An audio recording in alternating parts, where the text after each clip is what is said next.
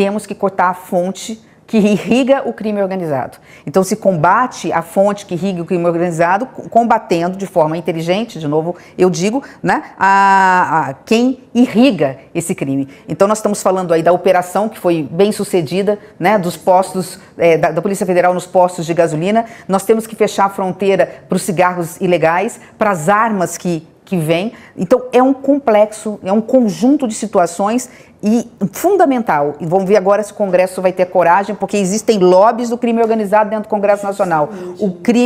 A lei, que é um nome, como diz o Haddad, bonito para uma coisa muito clara, a lei que combate o sonegador, né? Os grandes sonegadores, os sonegadores que são recorrentes, não você que não conseguiu pagar o imposto, uma empresa que faliu e quebrou, não é disso que se trata. Não vamos mexer com o pequenininho, com o médio, não é da sonegação num nível de escala muito grande, recorrente, e nós estamos falando aí de 500 bi por ano de sonegação no Brasil. Grande parte disso é de devedor contumaz, aquele que abre e fecha empresa, lavagem de dinheiro para irrigar. A lavagem de dinheiro eu filtro, eu faço eu tenho uma atividade econômica ilegal, né?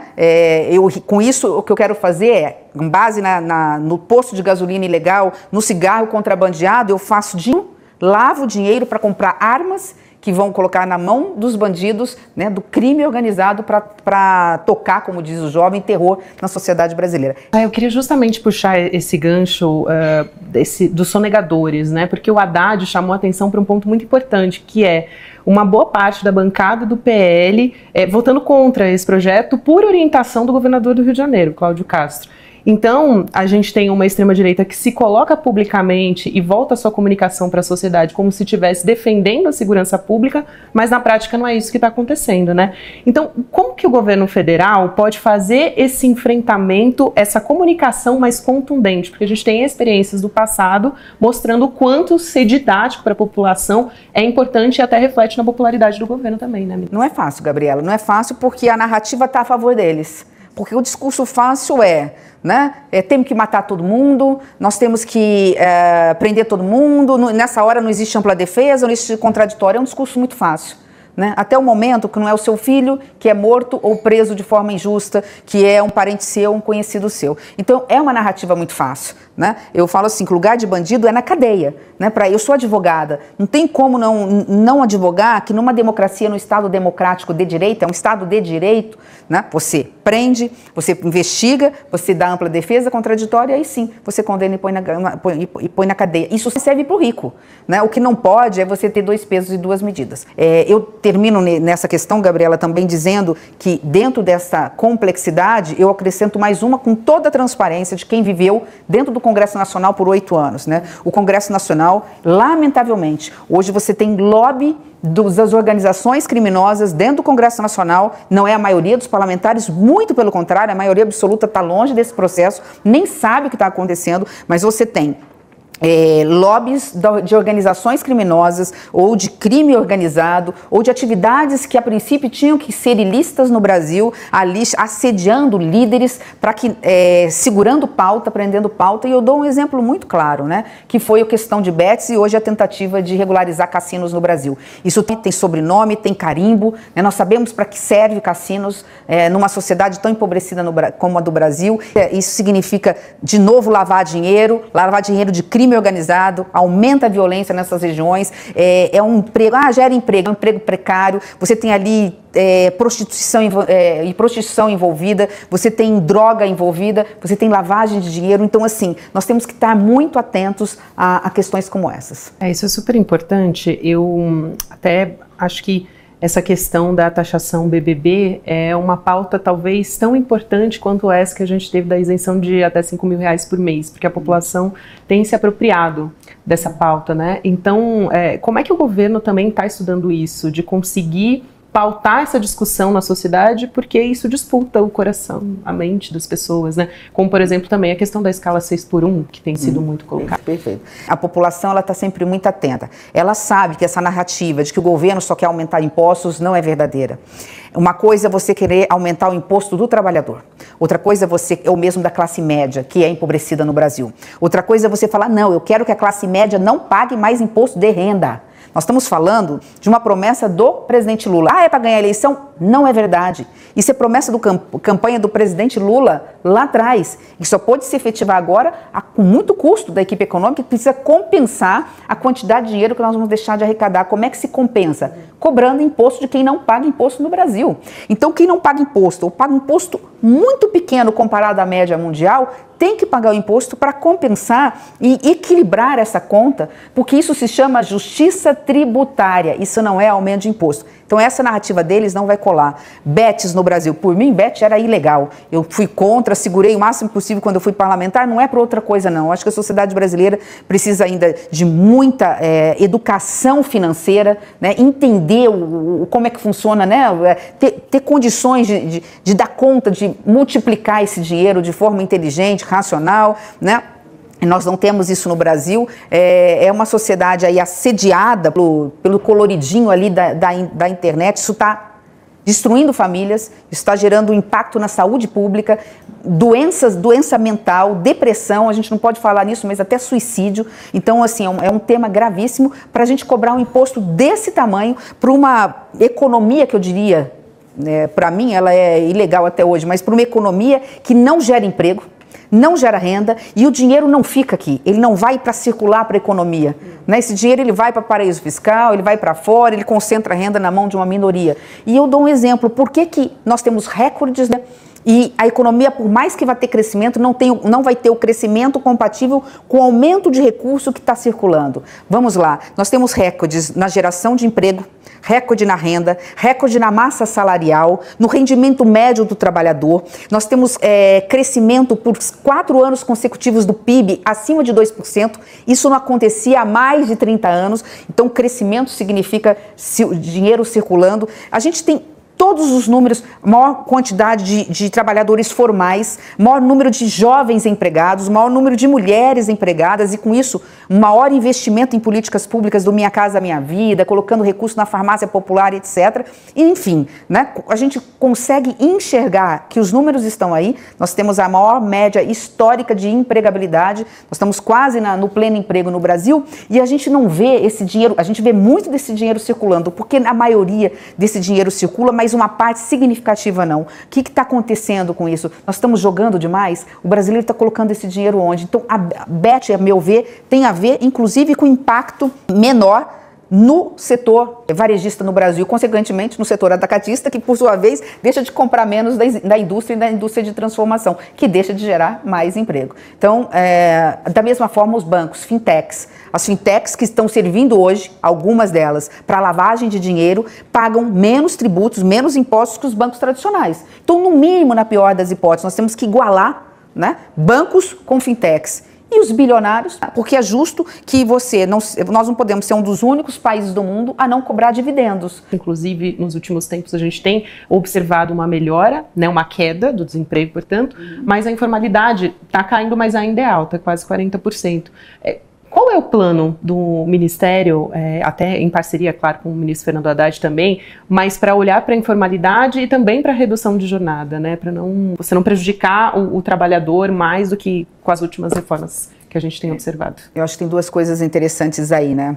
A gente houve uma mudança de mentalidade que a gente não sabe se veio, mesmo das igrejas ou mesmo das redes sociais, tentando duplicar, não é duplicar, né? Projetar para o Brasil, abrasileirar aquilo que em alguns lugares do mundo, né, existiram. E a gente tem mania também de trazer não só as coisas boas, mas a gente tenta importar as coisas ruins, e o que é muito complicado, que é essa questão, né, da teoria da prosperidade relacionado à questão de que eu quero ser dono do meu próprio negócio. Ótimo. Se é assim, vamos buscar esse sonho. É responsabilidade do Estado brasileiro dar as condições para o microempreendedor, para o empreendedor individual, para aquele que quer ser pessoa jurídica, PJ, ter condições de quanto empresa prestar um serviço, né, um serviço dentro da sua atividade. Está tudo certo. O problema é quando ele é jogado para essa informalidade, porque ele não tem alternativa, né? E quando ele é jogado dentro dessa informalidade, iludido de que isso vai gerar para ele, né, uma melhor qualidade de trabalho, ele vai ter o tempo dele, a vida dele, o tempo dele à disposição, e com isso ele vai ganhar mais dinheiro. Então, isso tem que ser, nós estamos tratando, o Ministério do Trabalho, a equipe econômica busca alternativas para essa precarização do trabalho, a gente chama muito de uberização do trabalho, qual é a alternativa, principalmente ouvindo essas pessoas. Quando eu fiz o PPA participativo, a gente andou o Brasil inteiro, nós fizemos o plano de médio prazo do Brasil, foi o mais participativo da história, ouvindo toda a sociedade, né, do jovem ao idoso, do trabalhador ao presidente das federações das indústrias, ouvindo todos os setores, né, a gente percebeu muito isso, que há dentro dessa pauta ainda não há um consenso no trabalhador. A gente precisa primeiro desse consenso, nós estamos fazendo esses levantamentos, o ministro do Trabalho pode depois explicar melhor. Muita fake news em relação a isso, porque da forma como foi vendida a ideia, para ver de que forma a gente garante, não só agora no presente, mas no futuro, né, a própria previdência dessas pessoas, né? Que proteja agora o seguinte, a licença maternidade, que agora foi resolvida pelo Supremo, mas não era, né? Ele não tinha direito, é auxílio doença, como é que ele fica se ele ficar adoentado e não puder trabalhar por 1 mês, por 2 meses, de que forma a gente protege o presente dessas pessoas e o futuro dessas pessoas. E na escala 6x1, não quero fugir, muito pelo contrário, eu acho que eu fui uma das primeiras do governo a falar sobre isso num grande programa de televisão, um grande veículo nacional, não sei se eu posso falar aqui, mas enfim, onde eu defendi colocar na mesa com muita seriedade a discussão do fim da jornada 6x1. Por quê? Porque não é humano, porque não é justo, porque a gente sabe que um dia de descanso não dá para fazer as coisas de casa, seja homem ou seja mulher, né? Tem que trocar a lâmpada, tem que lavar a louça, tem que cuidar do filho, tem que faxinar a casa, tem que ir no supermercado. Quer dizer, é desumano. E no passado justificava. A gente não tinha o que fazer. Hoje tem ciência, a gente tem tecnologia, a gente tem inovação, a gente tem IA, inteligência artificial, e ela está substituindo o homem. Então, é a forma até de garantir a empregabilidade, porque daqui a pouco, como as máquinas estão lentamente substituindo o homem em determinadas atividades, quando eu reduzo a jornada de trabalho dele, eu coloco a máquina fazendo também. Então, essa discussão que vai quebrar o Brasil, eu ouvi quando, lá atrás, eu acho que eu era prefeita, quando o presidente Lula estava no Lula 1, final do Lula 1, e eu me lembro que essa discussão assim, poxa, aumentar o salário mínimo acima da inflação vai quebrar o Brasil porque a economia não suporta, né? Os grandes não suportam, aí não, os grandes suportam, os médios suportam, aí vimos que até os pequenos suportavam, né? Agora com IA, com máquina, substituindo temporariamente 1 hora, 2 horas de serviço do homem, é possível não só aumentar o salário mínimo acima da inflação, que eu sempre faço esse parênteses, eu acho que é a maior política social do governo do presidente Lula, né? Eu acho que essa é isso que nós almejamos. Bolsa Família para quem precisa, qualificam essas famílias, elas saem do Bolsa Família, elas vão para o salário mínimo, mas elas têm que ter um salário mínimo ganhando acima da inflação para a gente diminuir o fosso da desigualdade salarial. Então a escala do 6x1 feita de forma organizada, ela é factível, ela é execuível, ela é justa e ela é necessária. Ela é necessária não só pensando no ser humano, uma questão de solidariedade, mas quem não quiser, não estiver preocupado com o outro, né, se colocar no lugar do outro, então olhe pelo lado da economia, olhe pelo lado da saúde pública. Vai ser menos remédio, menos consultas, menos problema mental, né, menos ausência, né, e licenças, e a própria economia ganha com isso. Então a saúde pública ganha, o orçamento brasileiro ganha e todos ganhamos. Eu tenho uma preocupação que eu acho, e a gente tem solução para isso, e talvez precise de colocar isso numa escala, é com aquele que tem 2 ou 3 empregados só. Né? Então, assim, aquele pequeno empreendedor, né, o pequeno comerciante que tem uma barraquinha só, uma portinha só e tem 1 ou 2 funcionários. Como é que ele vai fazer com isso? Mas é absolutamente resolvível isso. Né? Eu recebi no meu gabinete semana retrasada, salvo engano, a deputada Érica, que ela estava discutindo, vendo com a equipe econômica como é que podia avançar nesse debate, e eu acho que é um debate que não só está maduro para a discussão, como eu acredito que de 1 ano e meio a 2 anos nós podemos tirar isso definitivamente do papel. Excelente. E a senhora falou da inflação, a percepção da inflação, principalmente para a população mais pobre, é nos alimentos. Falou de carne também, de café. Quero perguntar sobre tarifaço, porque a gente está no meio de uma negociação, teve esse primeiro encontro do presidente Lula com o Donald Trump, que gerou aquela foto, enfim, que até tomou conta das redes, e logo depois a gente teve essa mudança com a operação mais letal do Rio de Janeiro. Mas como é que está essa negociação dos produtos? A gente tem alguma perspectiva de conseguir suspender, talvez, a taxação de algum insumo? Como é que a senhora tem participado, né, o seu ministério, dessas conversas? Primeiro, dizer que o episódio da fotografia Trump, presidente Lula, na Malásia, né, que é uma foto emblemática, importante, histórica, na medida em que ela desfez uma série de narrativas, né, eu acho que deixou sem dormir muita gente que mentia para a população brasileira, né, dando uma percepção equivocada. Segundo, deixou muito claro que o presidente Trump não tinha noção efetiva, não tem, do que está acontecendo no Brasil, no que se refere à democracia, à ameaça que nós sofremos no final do ano, inclusive lembrando, né, tentativa de assassinato de 3 autoridades, presidente Lula, vice-presidente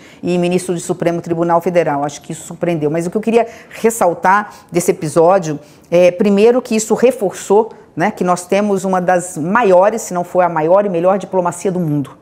O Ministério das Relações Exteriores funcionou. E ele funciona e funciona bem porque ele funciona com equilíbrio e ele funciona com sabedoria e no silêncio. Trabalhou direitinho, do jeito certo, no tempo certo. E conseguiu colocar 2 estadistas, 2 homens, né, que governam 2 países soberanos frente a frente. E segundo, né, sem dúvida nenhuma, a capacidade de diálogo, de negociação de alguém que começou em sindicato, que é a capacidade que o presidente Lula chegou. Me impressionou, ele chegou de igual para igual, mostrando, isso deu um orgulho danado de ser brasileiro. Independente de quem gosta, quem não gosta do presidente Lula, todos têm que reconhecer, né, que ali nós chegamos como um país soberano. Podemos ser menor em tamanho da economia, podemos não ser a maior potência do mundo, como é os Estados Unidos, mas é um país que alimenta o mundo, que tem a maior floresta tropical, que tem todos os climas e a melhor transição ecológica e energética do planeta. Enfim, nós chegamos chegando. O presidente chegou chegando, falou, olha, eu estou aqui pronto para negociar, para dialogar, né? Vamos conversar, né? Houve simpatia entre os dois, houve transparência entre os dois, isso abriu as portas. Mas comércio, a guerra comercial envolve money, né? Envolve dinheiro. Ninguém negocia para perder. O que me dá a certeza de que muitos produtos vão ser revistos em relação ao tarifaço é a necessidade que os Estados Unidos têm em relação a alguns produtos brasileiros. Sim. Ministro, eu sei que a gente está encaminhando para o final, eu queria falar um pouco de política também. Eu vejo a maneira como a senhora fala, estando muito de acordo, né? Sempre fala que tem muito mais alinhamento do que diferenças com o presidente Lula. E eu acho super importante, agora há pouco, a senhora foi ao ICL, deu uma entrevista para o Chico Pinheiro e disse: a eleição para o Senado vai ser a mais importante de 2026. Por N motivos, porque os senadores podem pautar, por exemplo, um pedido de impeachment para um ministro do STF. A senhora considera esses valores democráticos que te aproximam do presidente Lula para eventualmente concorrer ao Senado em 2026? E essa é a primeira pergunta. E a segunda é: por São Paulo, a senhora tem sido muito bem avaliada. Por que por São Paulo? A senhora acredita que ter entrado na Frente Ampla, fazer parte desse governo, fez com que uma parte da sua base eleitoral no Mato Grosso do Sul deixasse de te apoiar? Gabriela, vamos lá. Eu defendo a democracia como a base de tudo na política. Sempre foi assim. Eu venho de um partido que abriu as portas quando a ditadura veio para todos os líderes de esquerda, numa época em que os partidos foram extintos e só sobraram 2, né? Um deles o MDB. E eu só tive um partido até hoje, né? Eu tenho minha ficha, eu nem lembro mais de quanto deve estar quase 30 anos no MDB, e venho de uma geração, né, que ensinou valores. Eu tive a oportunidade, eu não tive a oportunidade de conviver com Tancredo Neves, por exemplo, mas eu tive a oportunidade de conhecer Ulisses Guimarães, Mário Covas, eu tive a oportunidade de conviver dentro da minha casa, através do meu pai, que era um político na sua essência, né, com aqueles grandes líderes que tinham capacidade, apesar das suas diferenças, de sentar na mesma mesa. Então, assim, sentava o presidente Lula, na época Lula, sindicalista ou deputado, né, e Mário Covas, ou Lula e José Serra, que têm visões de economia diferente, embora sociais muito parecidas também. É importante fazer essa deferência a José Serra, né? Eu sou dessa geração em que os diferentes se dialogavam e achavam saída para o Brasil, deixando as suas diferenças de lado. Então, quando eu vim candidata a presidente da República, não foi para ganhar a eleição, eu sabia da dificuldade. Eu vinha contra um modelo de governo, né, altamente regressista em todos os aspectos, na pauta de costumes, na pauta econômica, na pauta social, na pauta de valores, né, era radicalmente contra o governo do ex-presidente Bolsonaro. Então, eu já sabia onde eu estava no segundo turno.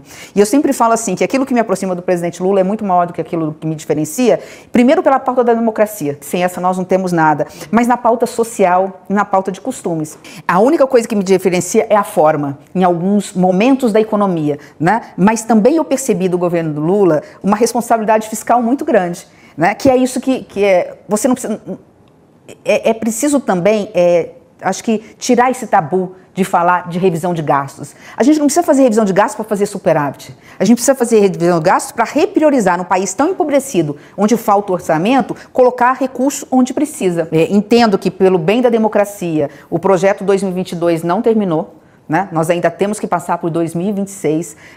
Se eu for candidata ao Senado, é porque eu não quero morrer na praia, no sentido assim, lutei tanto por isso, não vou voltar para casa, quando a gente sabe da importância de ter um Congresso equilibrado, sensato, um Senado Federal que é a última fronteira que a gente tem dentro do Congresso Nacional, é a barreira de contenção. Se eu tiver que ser candidata ao Senado, eu serei dentro desse projeto, e o governo do presidente, o presidente Lula, obviamente, vai conversar com seus ministros, ele já falou para mim também, que nós vamos conversar a respeito, e não tenho medo. Se for para o Mato Grosso do Sul, com a cara e com a coragem, sem nenhum problema. Né? Perdi, sim, eleitores mais conservadores, ganhei outros mais progressistas. Né? O próprio Partido dos Trabalhadores me abraçou com muito carinho lá, tem o meu partido lá, que é o MDB.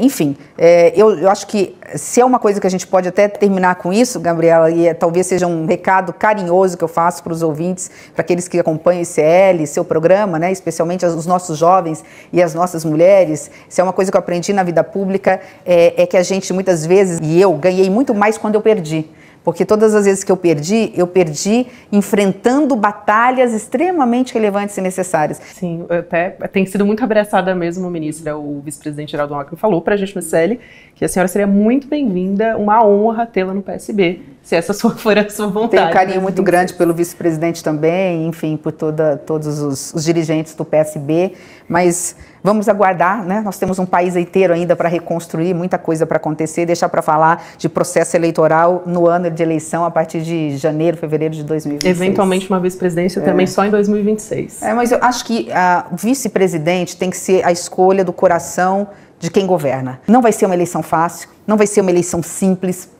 É uma eleição onde a gente precisa ter base em certos estados estratégicos como Minas Gerais, São Paulo, Rio Grande do Sul, enfim. Então, tudo isso vai ser montado no seu tempo. Né? E eu sou um peãozinho ali no jogo de xadrez, pronta para servir ao Brasil, assim, muito feliz de estar podendo contribuir com o meu país, né, com as pessoas, podendo fazer, né, através do orçamento pelo social, né, podendo desmistificar que uma pessoa de centro não é uma pessoa isentona. Né, o ser de centro não significa aquele que tem capacidade de dialogar com os dois lados e concordar, né, com a centro-direita, ora com a centro-esquerda, ora com a direita, sem os radicalismos, né, sem falar da extrema-direita, porque essa não nos atende e não nos serve.